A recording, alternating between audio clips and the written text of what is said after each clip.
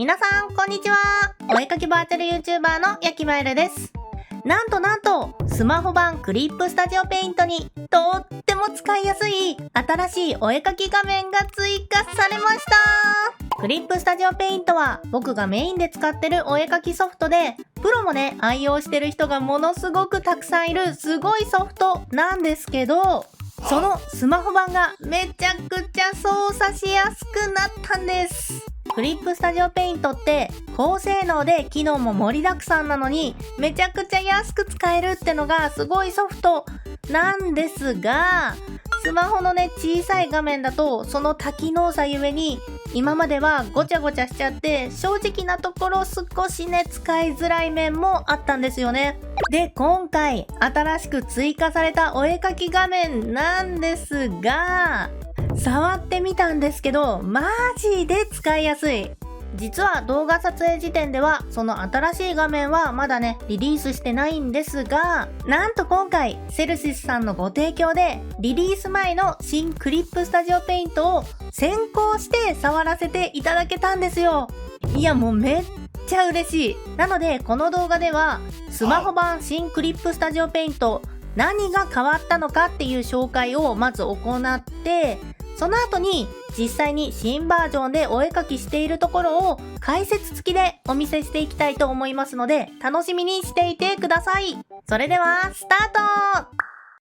はい、こちらがスマホ版クリップスタジオペイントに新しく追加された画面です。もうね画面の操作のボタンがめちゃくちゃスッキリしてる。もともとあったクリップスタジオペイントの画面と比べると、はい、もうね一目瞭然。こんなにスッキリした画面なら指書きの人でもね楽々お絵かきができちゃいます。で、この画面すごいのがスッキリしただけじゃなくて使ったことない人でも直感でなんとなく操作できるようになったんですよ。この元々あった画面だともうね何のボタン押したらいいのかっていうのがちょっとね勉強してからじゃないと難しい感じがあったんだけど、新しい方の画面だともうねなんとなくで絵が描けちゃう。それぐらいに分かりやすくなりました。見てわかる通り、まずこれが消しゴムとペンの切り替え、そしてここでツールの切り替えができて、そしてここで選択しているツールの細かい設定、色はここで変更できて、そしてこちらがレイヤー機能となってます。でもこんなにシンプルになっちゃったら機能が全然使えないんじゃないのって心配になるかもしれないんですが、なんとね僕が仕事で絵を描くときによく使う機能はほとんどこのシンプルな画面で使えちゃうんですよ。後で絵を描いていくときに僕がねよく使う機能の使い方は実際に見せていこうかなって思ってるんだけど、本当にねよく使うものがギュッとねこの画面に綺麗にまとめられていて、本当にね洗練されてていい意味でマジでやばいんです。さらっとお見せしていくと、まずこちら移動変形ツールですね。このように動かしたり拡大縮小したり反転させたり90度回転させたり、あとは自由変形に変えたりメッシュ変形に変えたり、ちゃんとこのメッシュの数もね変更できるようになってるんですよ。そして選択ツールですね。よく使う投げ縄ツールに長方形や円形の選択ツールもあります。選択範囲を追加するのか解除するのかも選べるし、選択した部分を反転したり、そのまますぐに移動変形ツールを使うこともできます。コピー貼り付けや切り取って貼り付けも簡単にね操作することができます。大人気の歪みツールも使えちゃうので、気楽にねこんな感じで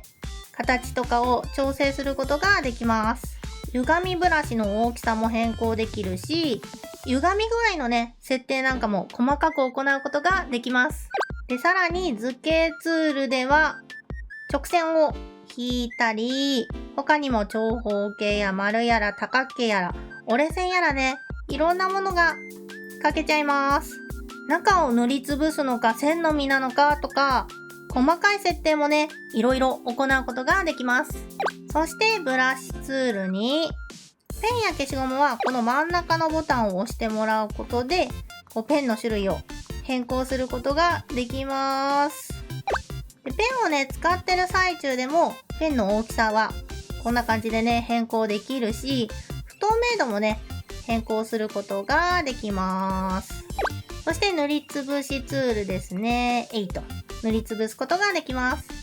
囲って塗るツールも入ってますね。めっちゃ便利です。隙間閉じについては後でちょっと説明するんですけど、他にもね、領域拡縮の設定や、全てのレイヤーを参照するかとかの設定なんかもね、できてかなりね、細かく使えるようになっています。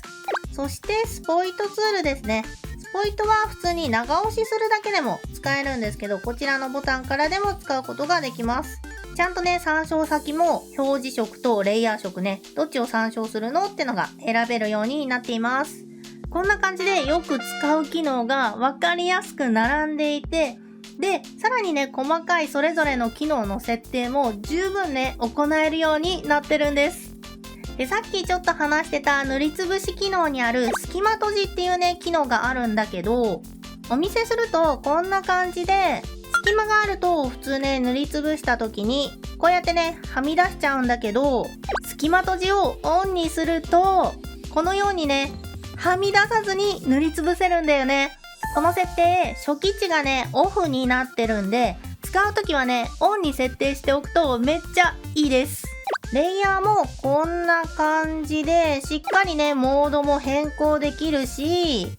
よく使う透明ピクセルのロックや、レイヤーのね、クリッピングなんかも、もちろんできちゃいます。レイヤーの移動も長押ししてドラッグするだけでね、こんな感じでできて、とってもね、操作しやすいです。あと、クリップスタジオペイントって豊富な素材がね、特徴で、僕とかもクリップスタジオペイント用のオリジナルブラシとか配布してたりして、そういうのがね、使えたりするんだけど、素材もちゃんとね、追加でダウンロードしたり、取り込んで使うことができるんだよね。こんな感じで、ダウンロードを選んで、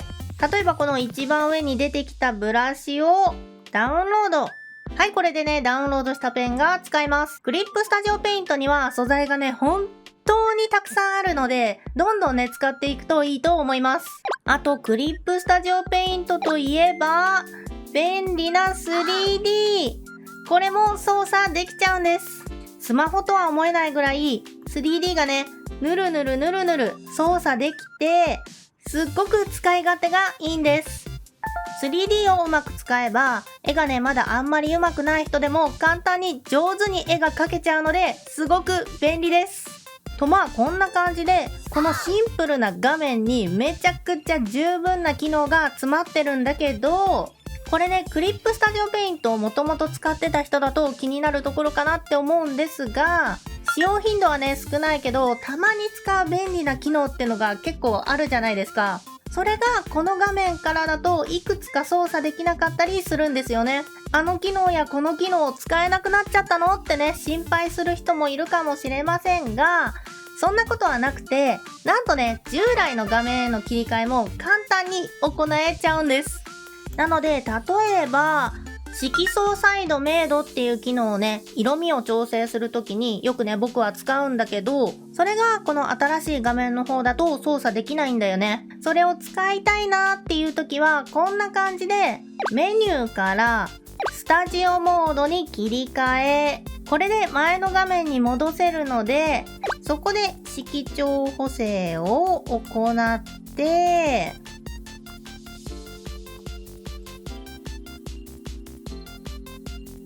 OK。またメニューからこちらシンプルモードに切り替えを押すと、はい、新しい画面に戻ってきました。こんな感じで気楽に前のモードに戻せるので安心して使えると思います。また比較的頻繁にアップデートがあるようなので、よりね、便利な機能が追加されていくことに期待したいですね。個人的にはもうこの色相補正系は僕めちゃくちゃよく使うので、この画面から操作できるようになってほしいです。セルシスさん、どうかお願いします。機能を全部紹介していると何時間あっても足りないので、ここからは実際に簡単にお絵描きをしながら僕がね、よく使う機能を説明していきたいと思います。まずラフ画を描いていきます。描くんでね、ペンツールで描いていきたいと思います。ペンの種類もね、鉛筆系にして、色は水色にしていきます。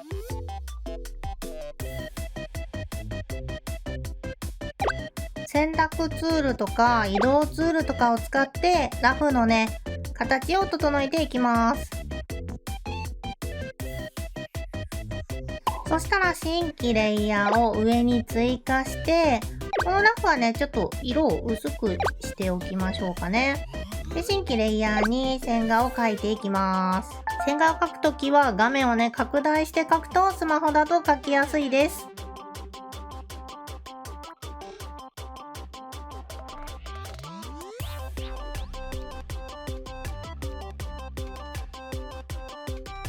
修正しやすいように、ちょっと髪の毛は別レイヤーに一旦線画を描いていきます。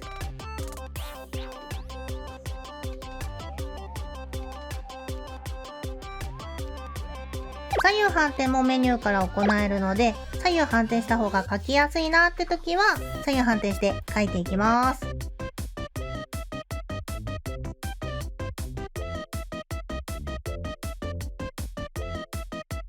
はい、という感じでね、線画ができたら、ラフ画のね、レイヤーは一旦非表示にしちゃって、線画の下に新しいレイヤーを作って、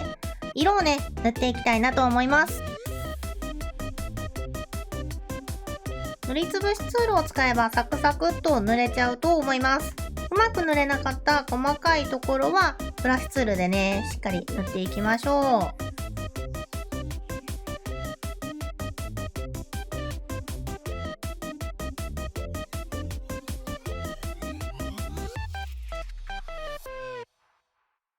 はい、塗り分けが終わったんで、次は影をね、塗っていきたいと思います。影を塗るときは、この下塗りのレイヤーの上に新しいレイヤーを追加して、下に、こちらね、クリッピングすると、なんとこんな感じで、絵からね、はみ出ずに色が塗れるようになるので、この機能を使って塗っていきたいと思います。で、レイヤーのモードを、上段に変えると、こんな感じで影のね、色が簡単に塗れるので、これで塗っていきたいと思います。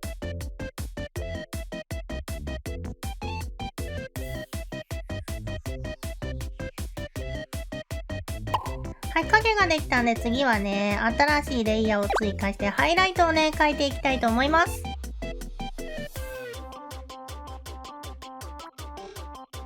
そしたら最後、ほっぺたをね、赤くしていきたいなと思います。最後にいろいろでちょっと周りをデコレーションしまして、縁効果をつけたレイヤーで可愛くデコレーションして、はい、これで完成です。で、完成した後に嬉しいのが、このイラストやタイムラプスを簡単にね、SNS に投稿できるところなんですよね。例えば Twitter への投稿だったら、このメニューから、画像かタイムラプス、共有したい方を選択。そしたらこれの尺とかを選択して、共有ってボタンを押して、Twitter とかを選ぶだけで簡単にツイートすることができますよ。